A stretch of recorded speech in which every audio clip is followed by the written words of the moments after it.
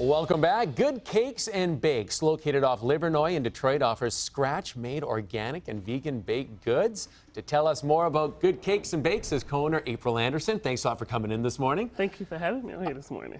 You know, automatically when I talk about baking, I get excited. So you don't know how happy I am to have you here this morning, April. First off, give us a little story about your business, a little of the backstory. Yeah, so Good Cakes and Bakes has been open for, it'll be 10 years next month. We opened up our very first location on the Avenue of Fashion in Detroit. We opened up over there when there was grant money to be offered to revitalize that corridor. We've been open there for 10 years. We do nationwide shipping now.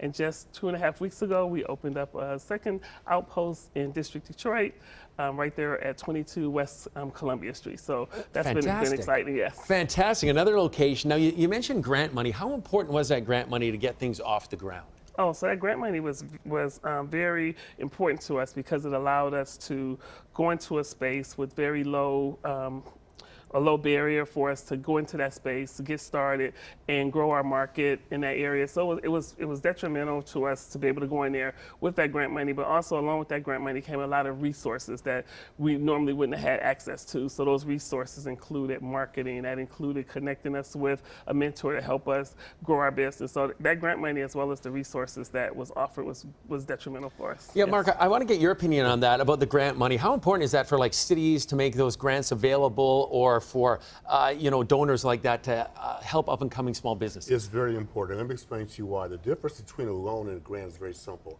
A loan, you have to pay back. A grant, you don't have to pay back.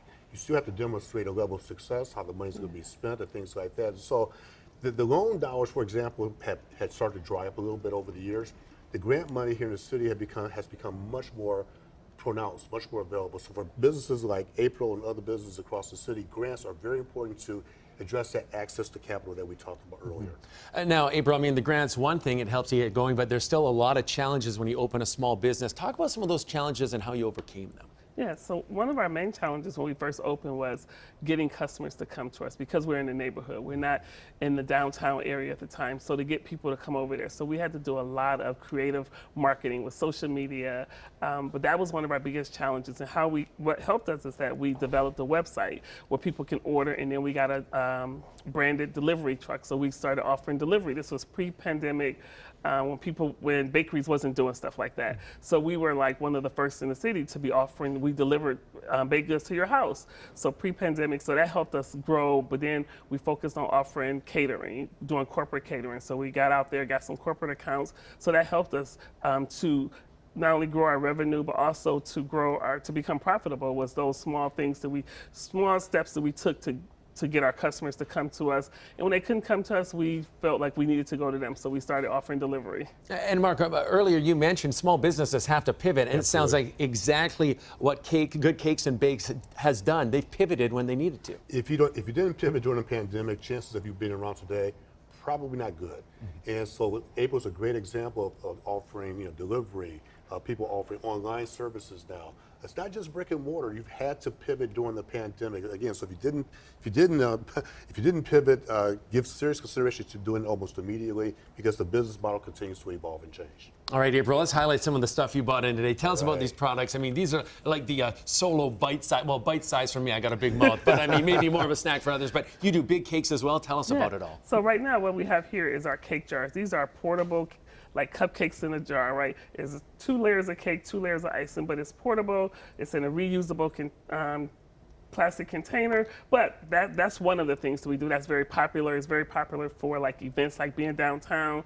That helps us being in the district. People, after they leave the game or go into the game, they can grab one, eat it before they go into the game. But we also do birthday cakes. We do brownies, cookies, so you can come into either one of the shops and you get slices of cake, but you also can pre-order. You can pre-order birthday cakes, baby shower cakes. We do a lot of wedding cakes. So we actually do everything, but one thing that makes us different is that we're doing everything in small batch, but we also using high quality organic ingredients to make our items. Yeah, I mean, you do vegan stuff. Do you also try to source from the neighborhood when possible? Yep, so one thing about Good Cakes and Bakes is that we're a triple bottom line business, meaning that we focus on people, planet, and profit.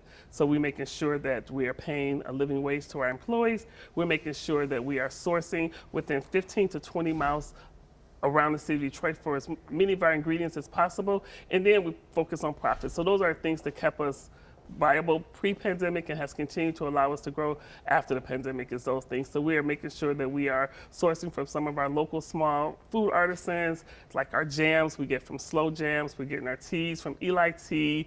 We're sourcing as many ingredients as we can from our local food proprietors around in the area.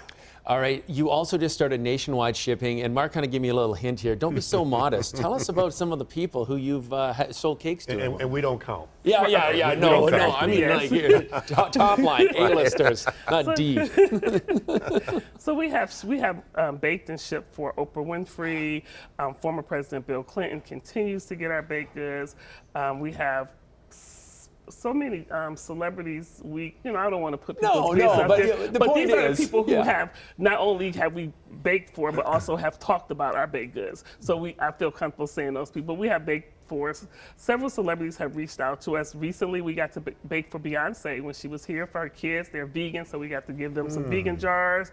Found out that her kids really enjoyed the jars. Thought it was very cute that they were in jars. Yeah. So that's the most recent famous person we got to bake for was for the Beyonce concert. And this is a great example of someone who's figured it out. Her business model, she has a lot of her customers come back. She continues to grow, great word of mouth, and she's doing it the right way. Yeah. And I would encourage people to look at April's business model and figure out how she's done, how she survived all these years. Well, yeah, just finally, do you have any tips if somebody came up to you and said, April, I'm thinking of starting, a small business, what would you tell me? Also, I talk to people all the time. I love to share information. But one thing I always tell people is to make sure that whatever product you're offering, that's what your community needs, right? You don't want to be the person to go into a neighborhood thinking that you know what that neighborhood needs or what that community needs. So making sure that you're reaching out and talking to the community that you plan to invest your money into, going into, making sure that's something that they can need, but also make sure it's something they can afford. You don't want to go to a neighborhood where you have $30 hamburgers, right? And the neighborhood can't afford that. You want to make sure that you're able to provide for what your community